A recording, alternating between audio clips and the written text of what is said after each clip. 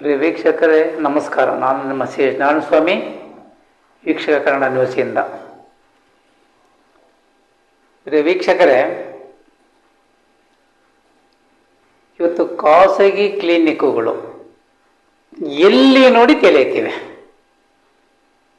ಇವು ಯಾರ ಒಡೆತನದಲ್ಲಿದ್ದಾವಂದರೆ ಸರ್ಕಾರಿ ವೈದ್ಯರ ಒಡೆತನದಲ್ಲಿರ್ತಕ್ಕಂಥ ಕ್ಲಿನಿಕ್ಕುಗಳೇ ಹೆಚ್ಚಾಗಿ ಕಾಣ್ತವೆ. ಮುಖ್ಯ ರಸ್ತೆಯಲ್ಲಿ ನೋಡಿ ಅವೆ, ಗಲ್ಲಿ ಗಲ್ಲಿಗಳಲ್ಲಿ ನೋಡಿ ಅವೆ. ಇಲ್ಲಿ ಏನು ನಡೀತಾ ಇದೆ ಅಂದರೆ ಗಿಮಿಕ್. ಸರ್ಕಾರಿ ಆಸ್ಪತ್ರೆಗೆ ಹೋಗತಕ್ಕಂಥ, ಅದರಲ್ಲಿ ಮಹಿಳಾ ರೋಗಿಗಳು ಹಾಗೂ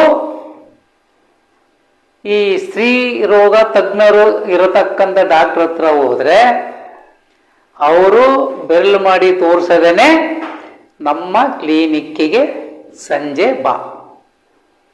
ಇಲ್ಲ, ಅವ್ರಿಗೆ ಮಧ್ಯದಲ್ಲಿ ಸ್ವಲ್ಪ ಲೀಸರ್ ಇರುತ್ತೆ. ಲೀಸರ್ ಅಂದ್ರೆ ಊಟ ಟೈಮ್ ಇರುತ್ತೆ. ಆ ಟೈಮಲ್ಲಿ ಕ್ಲಿನಿಕ್ ಹತ್ರ ಬಾ ಅಂತ ಹೇಳ್ತಾರೆ. ಸರ್ಕಾರಿ ಆಸ್ಪತ್ರೆಯಲ್ಲಿ ಪುಕ್ಕಟೆಯಾಗಿ ಚಿಕಿತ್ಸೆ ಕೊಡೋದ ಬದಲಿ ಇಲ್ಲಿ ಅವರಿಗೆ ದಕ್ಷಿಣೆ ಸಿಗುತ್ತೆ. ಅದು ಸಣ್ಣ ಮಟ್ಟದ ದಕ್ಷಿಣೆ ಏನಲ್ಲ. ಇಲ್ಲಿ ಏನಾಗಿದೆ ಅಂದ್ರೆ ಟೋಕನ್ಗೆ ಇಂತಿಷ್ಟು, ಟ್ರೀಟ್ಮೆಂಟ್ ತಪಾಸಣೆಗೆ ಇಂತಿಷ್ಟು ಅಂತೇಳಿ, ಇದು ಡಬಲ್ ಧಮಾಕ ಅಂತೇಳಿ. ಈ ಡಾಕ್ಟರ್ಗಳನ್ನ ನಮ್ಮ ಜೀವನ ಒಮ್ಮೆ ತನಿಖೆ ಮಾಡಬೇಕಾಗಿದೆ. ಇವರಿಗೆ ಬರ್ತಕ್ಕಂಥ ತಿಂಗಳ ಸಂಬಳ ಎಷ್ಟು, ಇವರು ಕಟ್ಟಿರೋ ಮನೆಗಳು ಯಾವ ರೀತಿ ಇದೆ, ಅದು ಎಷ್ಟು ಕೋಟಿ ಬೆಲೆ ಬಾಳುತ್ತೆ, ಎಲ್ಲಿ ಇವರು ಇಷ್ಟು ಹಣವನ್ನು ಸಂಪಾದನೆ ಮಾಡಿದ್ರು ಅಂತೇಳಿ.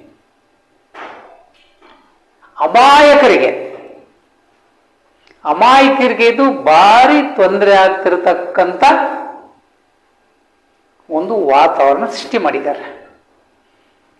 ಯಾಕೆ ಇವರು ಸರ್ಕಾರಿ ವೈದ್ಯರಾಗಿ ಸರ್ಕಾರಿ ಆಸ್ಪತ್ರೆಯಲ್ಲಿನೇ ಯಾಕೆ ಸರಿಯಾದ ಚಿಕಿತ್ಸೆ ಕೊಡಬಾರದು? ಇನ್ನು ಈಗ ಯಾವುದೇ ಒಂದು ಸಣ್ಣ ಪುಟ್ಟ ಕಾಯಿಲೆಗೆ ಹೋದ್ರೂ ಕೂಡ ಚೆಕಪ್,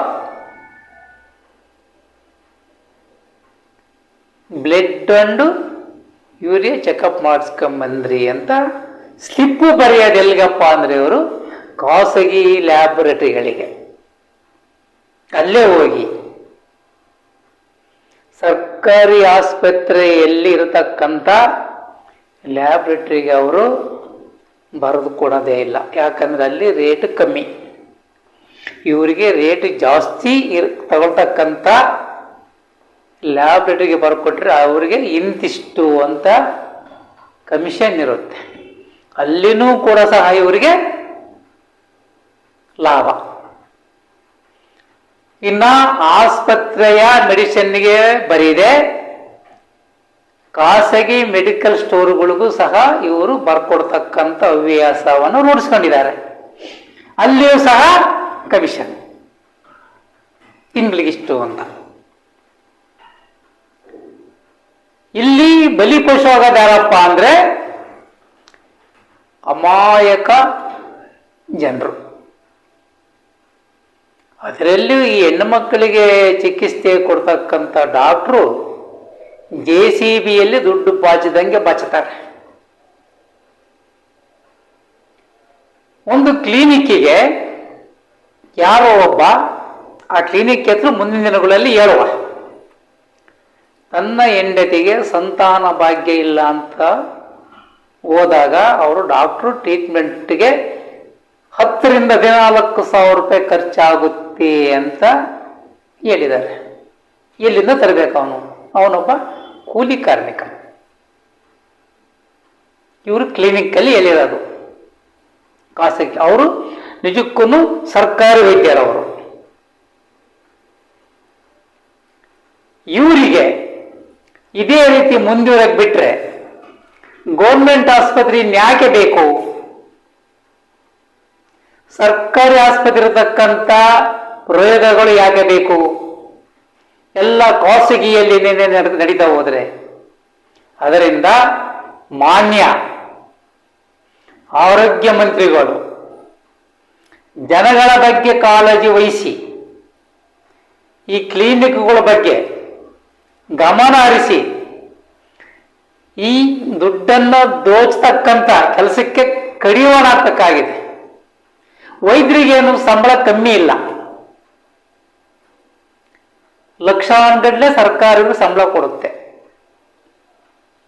ಕೊಟ್ಮೇಲೂ ಸಹ ರೋಗಿಗಳಿಗೆ ಸರ್ಕಾರಿ ಆಸ್ಪತ್ರೆಯಲ್ಲೇ ಸರಿಯಾದ ಚಿಕಿತ್ಸೆ ಯಾಕೆ ನೀಡ್ತಾ ಇಲ್ಲ, ಅವರ ಕ್ಲಿನಿಕ್ಗಳಿಗೆ ಯಾಕೆ ಬರಕ್ಕೆ ಹೇಳ್ತಾರೆ ಅನ್ನೋದು ಇಲ್ಲಿ ಯಕ್ಷ ಪ್ರಶ್ನೆಯಾಗಿ ಕುಂತಿದೆ. ನಾವು ಮುಂದಿನ ಸಂಚಿಕೆಯಲ್ಲಿ ಖಾಸಗಿ ಕ್ಲಿನಿಕ್ಗಳ ಹತ್ರ, ಅದೇ ಸರ್ಕಾರಿ ವೈದ್ಯರ ಕ್ಲಿನಿಕ್ಗಳ ಹತ್ರ ಯಾವ ಪಾರ್ಟಿ ಜನ ಜಾತ್ರೆ ಆಗಿರ್ತದೆ ಅನ್ನೋದನ್ನ ನಿಮ್ಮ ಮುಂದೆ ಇಡ್ತೇವೆ. ಅದರಿಂದ ಸರ್ಕಾರ ಇಂಥ ಸರ್ಕಾರಿ ವೈದ್ಯರ ಕ್ಲಿನಿಕ್ಗಳ ಬಗ್ಗೆ ಗಮನ ಹರಿಸಿ ಸೂಕ್ತ ಕ್ರಮ ತಗೊಳ್ಳದಲ್ದಲೇ ಬಡವರ ಜೇಬಿಗೆ ಪರ್ಸುಗಳಿಗೆ ಕತ್ರಿ ಬೀಳೋದನ್ನ ತಪ್ಪಿಸಬೇಕಾಗಿದೆ. ಜೈ ಹಿಂದ್, ಜೈ ಕರ್ನಾಟಕ. ಪ್ರಿಯ ವೀಕ್ಷಕರೇ, ನಮ್ಮ ಚಾನೆಲ್ ನಿಮ್ಗೆ ಇಷ್ಟವಾದಲ್ಲಿ ಸಬ್ಸ್ಕ್ರೈಬ್ ಮಾಡಿ, ಲೈಕ್ ಮಾಡಿ, ಶೇರ್ ಮಾಡಿ. ಪ್ರಿಯ ವೀಕ್ಷಕರಿಗೆ ಯಾವುದೇ ಅನ್ಯಾಯ ಯಾರಿಂದಲೇ ಆಗಿರಲಿ ಧೈರ್ಯವಾಗಿ ಬಂದು ತಮ್ಮ ಮನಸ್ಸಿಗೆಗಳನ್ನು ತಮ್ಮ ಸ್ಟುಡಿಯೋದಲ್ಲಿ ಹೇಳ್ಕೋಬಹುದಾಗಿದೆ. ನಮಸ್ಕಾರ.